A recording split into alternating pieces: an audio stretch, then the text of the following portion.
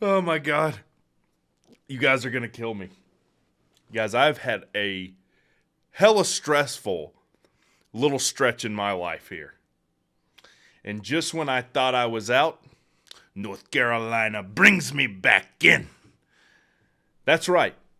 North Carolina is so deficient in defensive evaluations, coaching, player development, X's and O's. If the AD at North Carolina was in a men's locker room, he would be whistling "Stranger in Paradise." They hired Geoff Collins today. And all the woes I thought I had going on were quickly dispelled. That's right. That's right. Christmas came twice this year. Before all the North Carolina fans type something angry in the comment section, the firing of Geoff Collins and that whole debacle is what started this channel. It's the whole genesis of it. That's right after he was fired, I started this YouTube channel. So before you type in your comment, I want you to just listen from an expert. All right? I could have a PhD in why Geoff Collins is not only a horrible coach, but just a garbage bag human being in general. Geoff Collins became the head coach of Georgia Tech in 2019. And so let's look at his resume. He went 3-9, and because we're not concerned with his head coaching stuff. Well, let's look at the defenses, because this guy has nicknamed himself the Minister of Mayhem. All right? Minister of Mayhem. First of all, anyone that gives themselves a nickname is already a chode. That's not a person you would ever want to associate with. Generally, most normal people would elect to have someone else give them a nickname, and then it sticks, right? He calls himself the Minister of Mayhem, and because that's not because he wrecks mayhem on the field. He brings mayhem to your program in a financial way. First of all, thank you, North Carolina, for hiring Geoff Collins. I'm sure that reduces his $11.37 million buyout at Georgia Tech. I'm sure by the amount that you signed him for. So I do have to give the smallest bit of credit to the North Carolina fan. Let's look at his defenses while he was at Georgia Tech. And Geoff Collins, and get used to this voice, once told us as Tech fans, I am considered one of the top 10 preeminent defensive minds in the country. So get used to that kind of nonsense. There'll be a few more. I think I got a good Collins impression. There'll be some more. 2019 at Tech, he goes 3-9. Now get familiar with that record, because it's going to be Control-C, Control. 104th ranked defense. 2020. What was his defense right then? Well, he went 3-7. Weird COVID year. That's why there was only 10 games played. 110th ranked defense. 2021. 3-9. 110th ranked defense. All right? And I don't think you guys understand. There were not like 2 plays a season. There were like 2 or 3 plays a game where there was a running back that broke off for like an 80-yard touchdown run. He wasn't touched. Or in conjunction with that, there was a 70-yard touchdown throw where there wasn't a guy within 15 yards of him. Okay? So 104th, 110th, 110th ranked defense. 2022, he only coached 4 games. We fired him. What was the defense ranked that year? 84th. So nothing changed on the defensive side of the ball other than the Minister of Mayhem wasn't there. And you're basically 20 spots better just by his absence. This guy, I've said this before. Hear me, North Carolina fans. And as a North Carolina fan, I haven't even looked at what the response of this is. You cannot be happy with this hire. There had to be. Stan Tucci at Duke would have been an infinitely better hire than this. I'm telling you right now. Not only is Geoff Collins the worst head coach I've ever seen at Georgia Tech, he's the worst head coach I've ever seen, period, and he's just the worst coach I've ever seen. This is a guy that printed $3 bills with his face on it. Maybe I'll add some graphics. I don't know. If I don't, just pretend I didn't say that. He printed $3 bills with his face on it and handed it out for money down. And part of the reason Georgia Tech's in the financial spot they're in is from having to pay out all these checks of money downs we didn't cash out on. Georgia Tech, during his time here, and look, we were awful on defense this year too. Could have been because we retained the DC that Geoff Collins picked. Yeah, that's right. Now I don't think there's a single coach other than Chris Winkie on staff that Geoff Collins hired.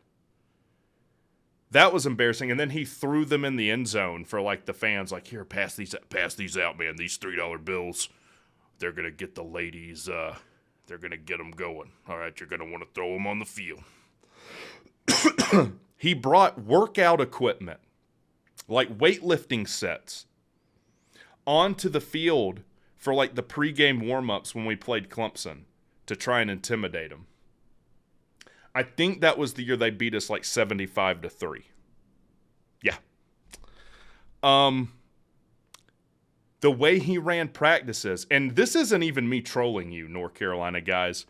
This is 100% a fact. He had people chasing one another around with pool noodles. Pool noodles. I guess to not have that intense of a practice, and maybe it was fun. I think he might have even taken them out for ice cream later. That might explain this 100+ ranked defense stuff. All right. He came on a press conference at the end of his third year where he's gone 3-9, 3-9, and he had only won 3 games into the last 2 games of 2022. He came in a press conference and told us, let me tell you guys something. If you don't see the improvement in this team, then you don't want to see it. He then proceeded to get beat 100-0 in the next 2 games. He got beat, I think 55-0 by Notre Dame and 45-0 by UGA. Sounds like a North Carolina DC already, doesn't he? After all of this, he legitimately, and this is also a fact, thought there was some grand conspiracy to fire him. He thought that Brent Key had conspired behind the scenes as he's going 3-9, 3-9, 3-9, 110th ranked defense, 110th ranked defense, 126th ranked offense. He couldn't accept that wasn't acceptable to anyone else. Again, sounds like a North Carolina man already. If you thought your defenses were were underperforming, boy, you ain't seen nothing yet. He also coached under Nick Saban, yet doesn't know the first thing about putting a defensive product on the field that anyone would even consider watching. Hear me. I'm looking out for you, North Carolina fan. This is the worst hire in this cycle, period. Not only does this guy not know defense, he's immature. He doesn't take criticism well at all. The way he left Tech, like he hates Georgia Tech. And this is what's great. I'm sure you're the only one that was realistically interested in hiring him for whatever reason, probably because defense has never been much of a concern for North Carolina. Where North Carolina used to be a program where talented quarterbacks went to screw up their college career, now it will be a place where talented defensive players go to completely screw up their career. It'll be a bump on the road to them going somewhere else in the portal. C-Dog mentioned this in his video. Yes, The one bright spot with Geoff Collins is he is a very good recruiter. But here's the thing. If you can recruit talented kids and they don't play well, what's the point? What's the point in having an ultra-talented defense if they don't perform? North Carolina implodes like clockwork in the second half of seasons and loses 4 or 5 straight games. That's now, I hate to say it, probably going to be the ceiling. That'll be the ceiling. You might have the roughest season you've had in a decade next year. You might taste 4-8 or 3-9 next year. I'm telling you, that's how bad Geoff Collins is. We do play you next year. And this, man, I went 6 to midnight when I saw this because it means we're guaranteed to beat you 4 in a row now. So for all of you that are typing, Tech's awful, Tech's defense this year was awful, who cares? No one cares about Tech. No one cares about North Carolina. And if Tech's so bad, why couldn't you beat us in the last 3 years? You lost to Geoff Collins. It's the only team he blew out in the bins when you had a first-round draft pick quarterback. It's the best our defense has ever played against you during his tenure. And I guess you thought, if we can't beat a crappy coach, let's hire a crappy coach. I can't laugh. I almost feel bad for North Carolina fans because I guarantee you, because the other thing he's good at is a used car salesman. Oh, he's going to polish up the turd of your defense. It's going to look good. It's going to look shiny. It might have some little sprinkles on it. Might have some something that looks like gold. And it's just a piece of corn. That's what you're going to find out. So I'll be happy to take the 4th win in a row over you next year. I'm happy that you helped Georgia Tech out financially by doing this. And setting that aside, if you are a North Carolina fan, I am interested to see what the fan base reaction is at North Carolina. I mean, there were at least, and I'm not exaggerating, 30 better hires than this. Someone who's never been a DC before would be a better hire than this. The guy's immature, and he doesn't know what he's doing. I wish we were playing next year in Bobby Dodd. They would be chanting something against Collins if he was there. You better have the flattest bill hat possible when he gets there in Chapel Hill and the tightest shirt possible, preferably from Baby Gap. That's what he likes to wear. And go ahead and print out $3 bills with his face on them. Y'all have a good one.